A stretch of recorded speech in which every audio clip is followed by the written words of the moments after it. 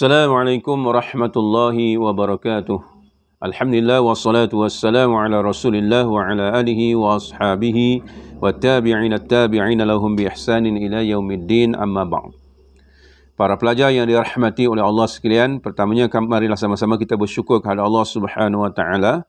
Dengan limpah kurnianya kita masih lagi dipanjangkan usia oleh Allah Subhanahu wa taala, dan insya-Allah kita dapat meneruskan sesi pembelajaran kita dalam suasana PKP ini. InsyaAllah, khusus kepada pelajar tahun 6, diminta untuk membuka buku teks kafa, pelajaran ibadah. Pelajar tahun 6, membuka buku teks kafa, pelajaran ibadah pada muka surat 39. Kita dah bincang dahulu tentang rukun-rukun haji.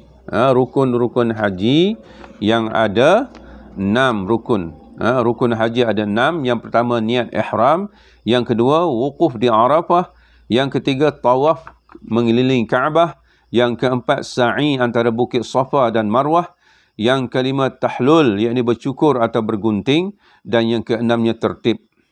Itu rukun-rukun haji. Baik, kita bincang satu-satu daripada rukun-rukun haji tersebut. Pada muka surat 39, niat ihram.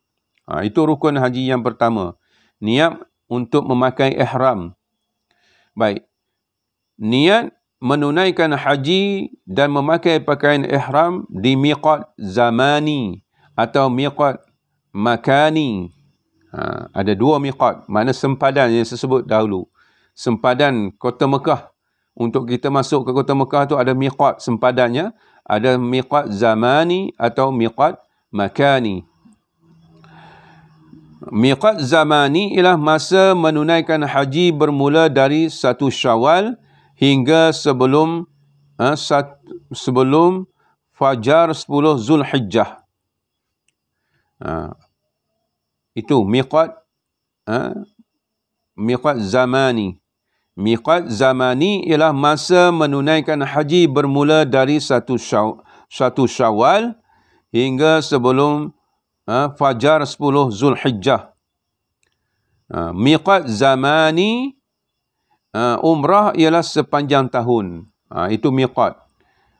Niat dalam keadaan kita ada miqat sempadan niat kita. Baik. Itu miqat zamani bagi haji dan umrah. Maknanya orang yang nak mengerjakan haji, dia boleh berniat bermula daripada 1 Syawal sehingga 10 Zulhijjah. Itu bermulanya dia mengerjakan ibadah haji. Dan miqat zamani bagi umrah ialah sepanjang tahun. Bila-bila dia boleh berniat untuk menunaikan umrah. Baik, yang ketiga, miqat makani ialah tempat seseorang perlu berniat menunaikan haji. Tempat berniat ihram haji atau umrah bergantung arah jamaah haji itu datang. Ini miqat makani, tempat.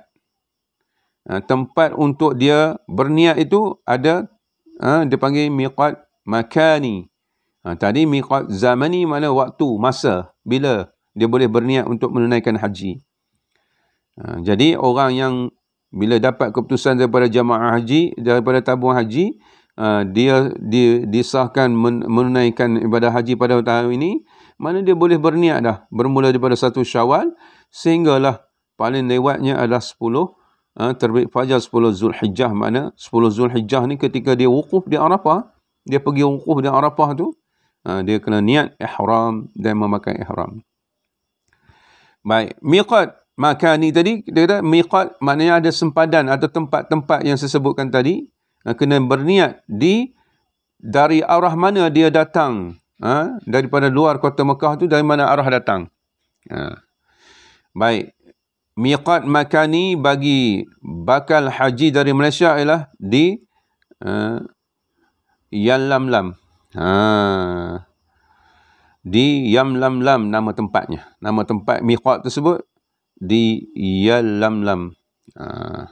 Miqat makani bagi bakal haji, mana arah kita datang ni, datang daripada Malaysia ni, arah dia di miqatnya, miqat sepada Mekah tu.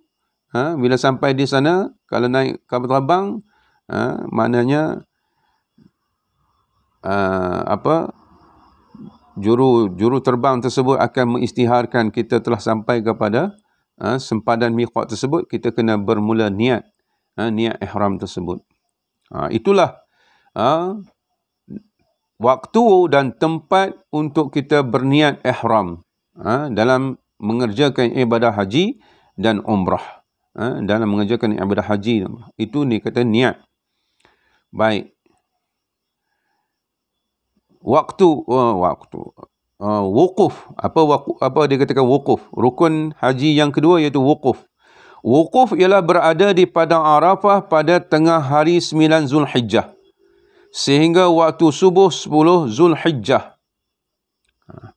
Jamaah haji yang tidak berada di Arafah walaupun sekejap pada waktu tersebut, maka hajinya tidak sah. Maknanya dia mesti berada di Arafah selewat-lewatnya sebelum waktu subuh. Sebelum waktu subuh 10 Zulhijjah. 10 Zulhijjah. Mana 10 Zulhijjah ni kita hari kita nak raya tu lah. Kita di Malaysia kita raya, di sana orang yang mengerjakan haji berada di Arafah. Sebaik-baiknya dia telah hadir kepada Arafah itu pada 9 Zulhijjah. 9 Zulhijjah. Dan bila mana dia berada 9 Zulhijjah ni di Arafah ni, kita di Malaysia ni boleh dah memula takbir hari raya Aidil Adha tu pada 9 Zulhijjah. Bukan maksudnya 10 Zulhijjah. 10 Zulhijjah tu hari raya, tapi 9 Zulhijjah sebelum hari raya lagi dah. Sehari sebelum hari raya dah boleh bertakbir. Hari raya bagi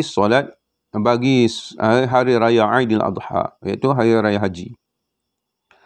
Baik, jemaah haji yang tidak berada di Arafah walaupun sekejap pada waktu tersebut, maka hajinya tidak sah. Bila tidak sah, maknanya dia kena gantikan hajinya pada tahun yang akan datang. Wajib dia menunaikan haji pada tahun yang akan datang. Tak boleh tangguh-tangguh dah. Baik, seluruh jemaah haji berkumpul di padang Arafah untuk mengingati semula tempat pertemuan Nabi Adam dan Siti Hawa setelah turun dari syurga.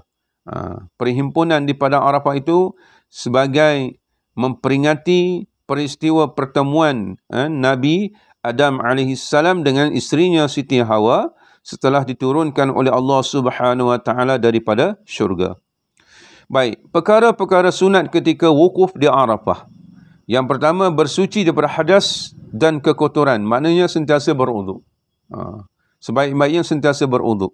Yang kedua, membaca Al-Quran. Dan antara perbuatan yang paling baik ketika berwukuf di Arafah ialah membaca Al-Quran. Yang ketiga, beristighfar dan memohon keampunan kepada Allah. Istighfar, yakni memohon keampunan kepada Allah. Dan yang keempat, menyebut dan mengucapkan talbiyah. Talbiyah artinya takbir hari raya itulah. Takbir. Bukan talbiyah, takbir raya. Labbaik Allahumma labbaik. Labbaik la syarika laka labbaik. Itu talbiyah.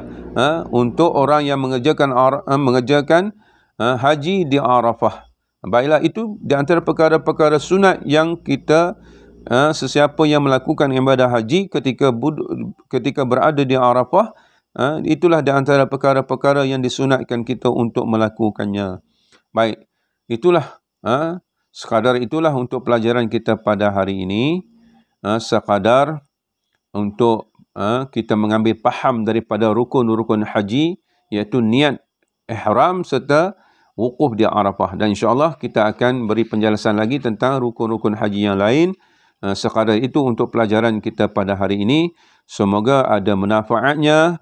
Wabillahi taufiq wal hidayah.